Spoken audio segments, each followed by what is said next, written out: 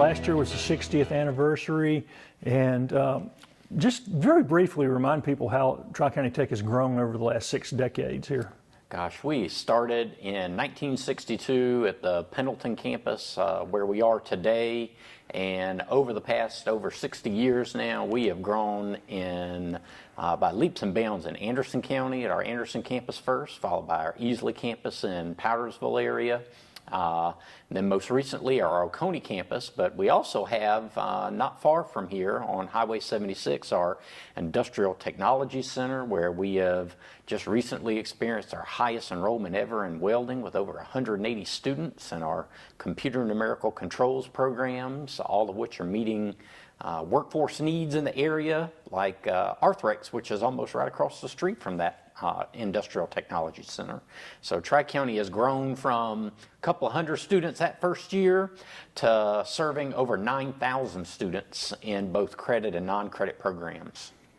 And you've been here for a fairly good chunk of that. Yeah, I was sharing with the board and at some meetings this past year as we celebrated our 60th anniversary that I've been here for a third of that. This is starting my 25th year at Tri-County. Started as a faculty member and then worked my way through the organization, and just finished my 4th year as president. So starting year number 5, it's been quite the journey and a lot of fun. And you came in just before one of the most challenging periods. This past academic year, though, it was the first year really fully coming out of COVID, right? It was. How did Tech navigate that and coming back time? So I'm proud to say that through the COVID recovery, we've seen increases in enrollment, both in the fall, spring, and in the summer that we just finished up. We had over a 4% full-time equivalent enrollment increase, and it was a little over 3%, I believe, headcount increase this summer. And we're experiencing enrollment growth again for the upcoming fall. Our faculty and our students have readjusted, and one of the things that we learned was that students wanted that personal experience. They, I believe, had enough of online and blended education in that way, and they have really enjoyed being back on campus. We've seen so much more engagement by students in outside of class activities, staying on campus, finding ways to engage with others, and that's just been a wonderful thing to see as we've emerged from the pandemic. And many of your programs don't translate well to online learning, right? Yes, I mean, you've got programs where you really do need to be hands-on, welding and machine tools and mechatronics, things of that, or even nursing, which really struggled for a while during the pandemic, where there were a lot more simulations, not just here, but around the nation. So we're really happy that hospitals have just swung the doors wide open and allowed us back in over the past year, and students are getting that real-world experience. What are some of the notable achievements over the past year? So we're happy to say that as our new performance metrics just came out, Tri-County was the only technical college in the state of South Carolina to hit all 5 performance metrics, meet or exceed them all.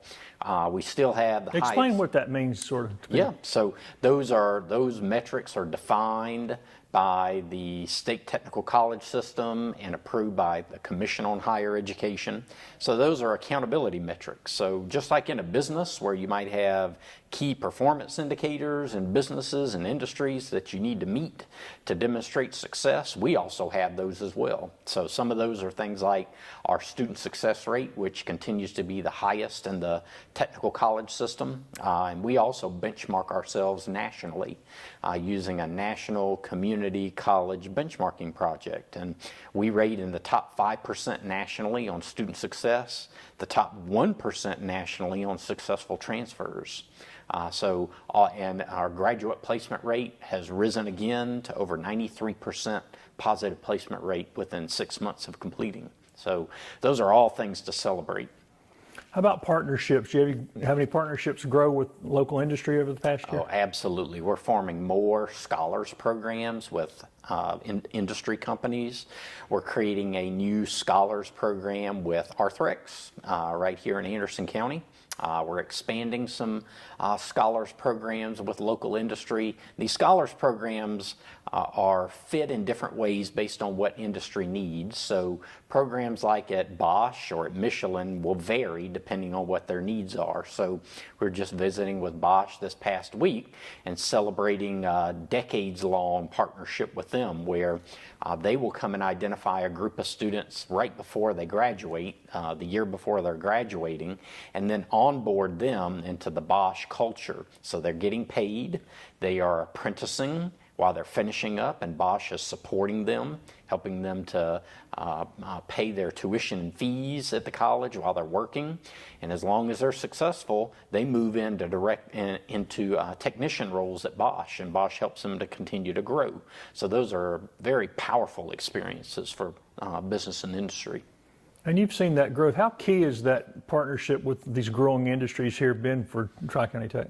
So I think it's for both groups, both for industry and for the college. We're able to recruit students who are really interested in maybe not committing to an entire 4 years of full-time education, or maybe even they thought that 2 years was too much before going to work. Doing these kinds of apprenticeship programs, internships, co-ops, scholars programs provide students with an opportunity to earn while they're learning. And they're getting used to what the work life is while not fully committed to that yet, while they're still in school. So we're helping them to process through that, learn what that means. So I think all of those have been successful. Another one that's been really successful that was just featured in Site Selection Magazine, a national magazine, is our BASF program. We're getting ready to start the 4th cohort of that program this year, and that was a customized apprenticeship offering where BASF actually recruits and hires the students, and they get paid a very good wage with benefits. 1 day a week they come to one of our campuses. They complete a 9-month to 12-month experience that's designed for them. And at the completion of that, they are full employees of BASF with an increase in wage. And that has been very successful in helping BASF meet a number of goals, increasing the number of women in manufacturing, increasing the diversity in manufacturing. So we just love working with companies where we're able to align goals and make things happen. How about the cooperation with county governments and state government? How has that grown, and how important is that to the mission here? Yeah, our state partners, our local county government partners are critical for us to be able to do the work that we're doing today. Just right here on campus, on the Pendleton campus, we've launched a 18-month project to renovate and create an addition to Oconee Hall. And that really would not have been possible without state support. Our state legislature really gets behind Tri-County and what we're doing in our workforce mission to create great facilities that help us to educate the people in Anderson, Oconee, and Pickens counties. So they help us by providing capital funds that make these projects possible. We're also got a big infrastructure project going on. Mentioned that we were celebrating our 60th year last year, and we've got some infrastructure that's been around for that whole time. So just like at home, when you got to repair the plumbing and update HVAC, we're having to do the same thing with a central chiller loop through the campus. So lots of infrastructure projects going on through state and local support. How about cooperative efforts with four-year colleges and universities, such as the Bridge program? How is that area growing? Yep. So we're in our, I believe, 19th year with the Bridge to Clemson program this year. It continues to grow. Remind people how that works. So the Bridge to Clemson program is an invitation-only program. Clemson University invites the students, and then we take it from there. And in partnership with the university, the students spend a year at Tri-County full-time. They live on Clemson's campus in the dorms, so they get the best of both worlds. They're getting the small class, wraparound services experience at Tri-County. They're getting the services at Clemson University, and as long as they meet those requirements of 30 transferable hours and a 2.5 GPA, they have seamless admission directly into Clemson University after their first year. And I'm proud to say that those students are still graduating at the same rate as the native Clemson student. That means that starting at Tri-County is helping them to achieve those goals, and it's helping Clemson University serve more South Carolinians as well. And many students also come here to transfer on to other four-year schools, right? Absolutely. This past year, we've signed agreements with North Greenville University in education, because we also know that education, there's a huge need for teachers. So we've got an agreement with North Greenville University, partnering with our early child care program so that they have seamless transition in within 2 years, they can be teaching. We have got agreements with Anderson University, and just a little preview that we've got some good stuff coming with Anderson University very soon to announce, with some new partnership opportunities and new transfer opportunities for people in the region to be able to move to Anderson University as well. And we've also recently announced some agreements with Lander University. So we've got agreements with all of our regional colleges and universities, Southern Wesleyan as well, to provide opportunities for students to reach those goals and start here and then finish there. Were there any other new programs this past year that were launched? Or? We did launch this past year a plastic injection molding certification program in partnership with business and industry. So we were lucky to be able to partner with Engel, who is a international company that produces plastic injection molding machines.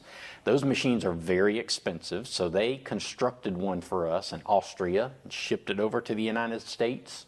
And in partnership with local companies, one in Anderson and a number in Oconee County, we launched this past year a upskilling certification program to get people ready for the plastic injection industry. Those individuals had their wages increased up to $25 an hour, and the program was so successful that it recently won the Instructional Program of the Year award by the Community Colleges of Appalachia. So very impressive program. We're on the eve of the new school year. What projects and programs are y'all highlighting for the year ahead? So, of course, we want to continue to grow our manufacturing programs. Mechatronics is one of our stellar programs that are meeting the multi-skilled technician needs.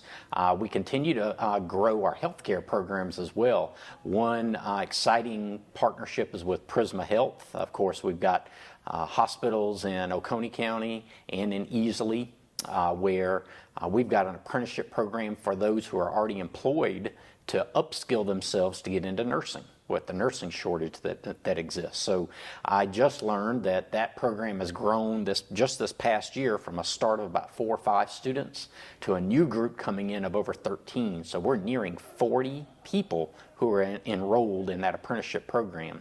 Partnership while they're still able to work in the hospital in their current frontline roles in healthcare, but they're able to move into nursing over time. So those are really good things for our community.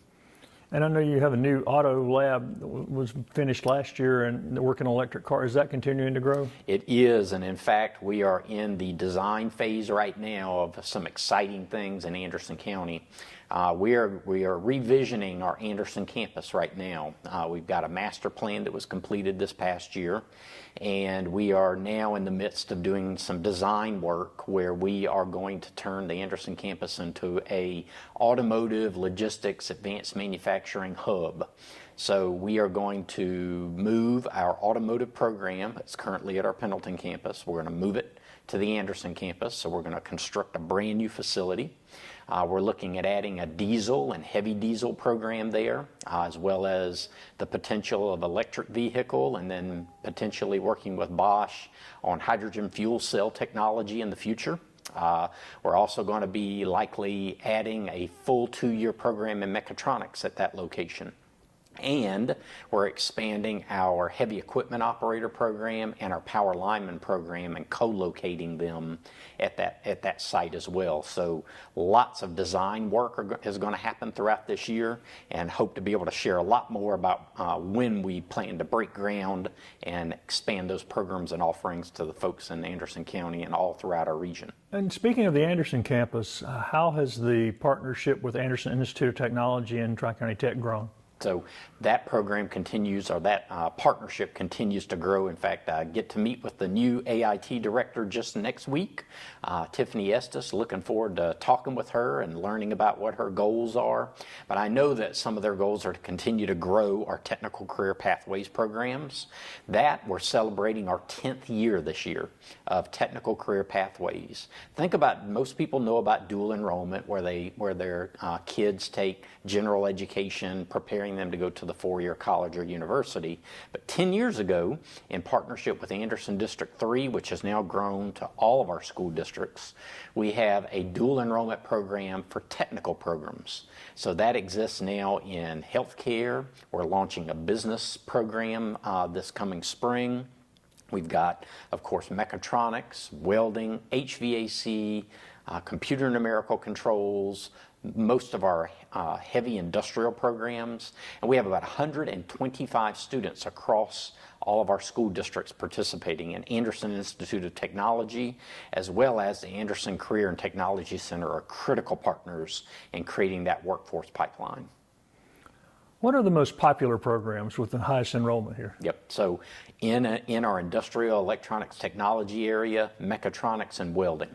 Welding, we continue to see growth there. We're looking at adding more full-time faculty in that area. It's growing so fast with over 180 students in welding. I believe that we're at the largest program in the state now in welding, and we're really happy to see that, and we want to see it continue to grow. Mechatronics, with over 300 students in that program alone. And HVAC continues to grow as well, with nearly 60 students in that program, with a goal of getting it to well over 100.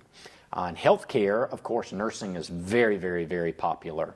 Licensed practical nursing continues to grow. With partnerships with ANMED, we are growing some scholars programs and hope to announce very soon a scholars program in healthcare with ANMED Health. It's a great partnership with ANMED. And of course, university transfer is a very popular program at the college. And then I would say another big program at the institution is our business management program. They can do so many things, because even manufacturing jobs or manufacturing companies need the business support and the IT support, and we're able to provide those offerings and provide those workforce paths for people. Are there occupations where the demand exceeds the number of students doing it? Are there programs that are small that could be a lot bigger? Oh gosh, I think pretty much today, almost everything, whether that be nursing or any other healthcare field, medical lab technology, anything in advanced manufacturing, we're always looking for more people.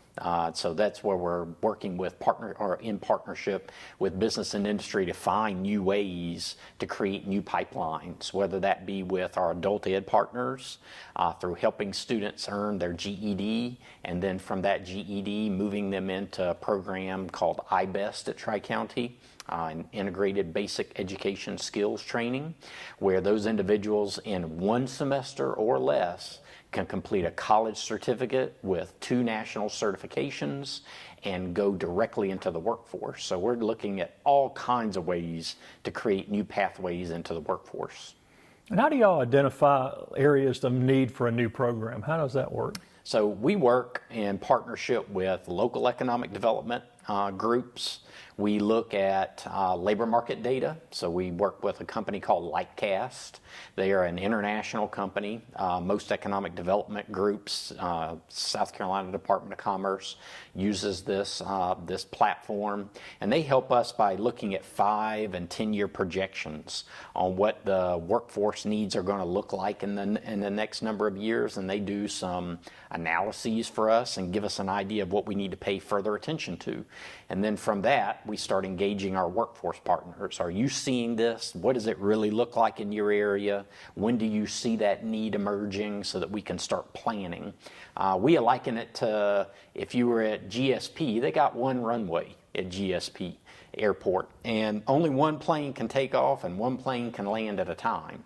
So we need to make sure that we're lining up these new programs to take off when the biggest need exists. So we've got a number of new things coming. I mentioned diesel heavy equipment is one that we're looking at. We're also looking at full dental hygiene program.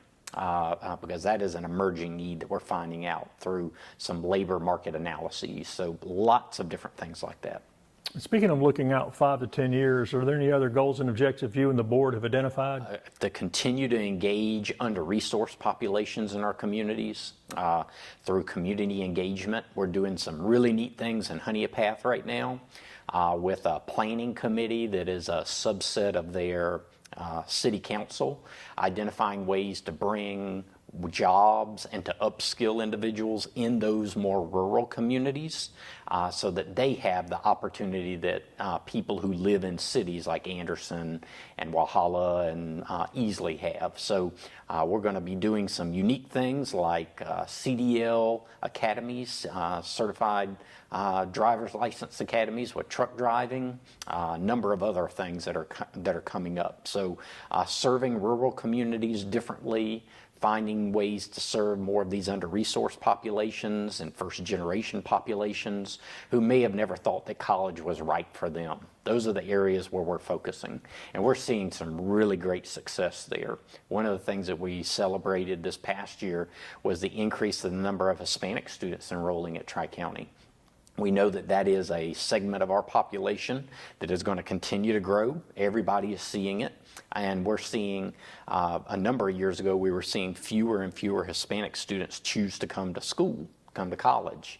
So reaching out through some relationships with those community partners, we have been able to increase by double digits our Hispanic population enrollment at the college. And that's meeting local workforce needs. And sort of along those lines, one of the things y'all have always tried to maintain is affordability. Yes. How's that looking going forward? Proud to say that our commission just a couple of months ago reaffirmed that commitment to affordability by freezing tuition yet again. So I'm happy to say that during my time as president, we have not increased tuition. So tuition has held steady for now 4 straight years at the college. We also were very blessed by the legislature this year through $95 million of workforce scholarships that are providing for all of our technical programs, including our quick hit workforce programs, no cost tuition. So you can't beat that. When you think about that, when I started Tri-County in 1999, I believe our tuition was $500 a semester. Today, you can enroll in mechatronics and the tuition is $0. So not many things or organizations can say that they, over 20 some odd years, they're actually cheaper. And for people who might be new to the community, what else do they need to know about Tri-County Technical College, and where can they find out more information? So we'd really encourage them to go to our website, tctc.edu. They'll see a number of opportunities to engage with us in the community, but then also via the website. We've also got a new splash page titled tctc.edu/I belong. The letter I belong. There you can see small clips of the kinds of programs that we offer, and if you just want to learn a little bit more, you can put a little bit of information in there, and we'll have individuals that reach out to you very quickly and help you to figure out what opportunities might best fit for you.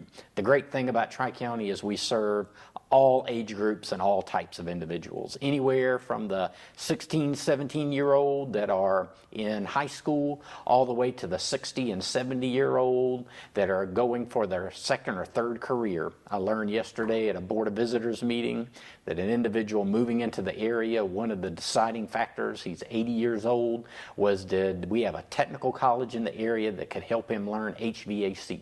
So he's going to enroll at 80 years old in HVAC, and we're going to help him reach that goal.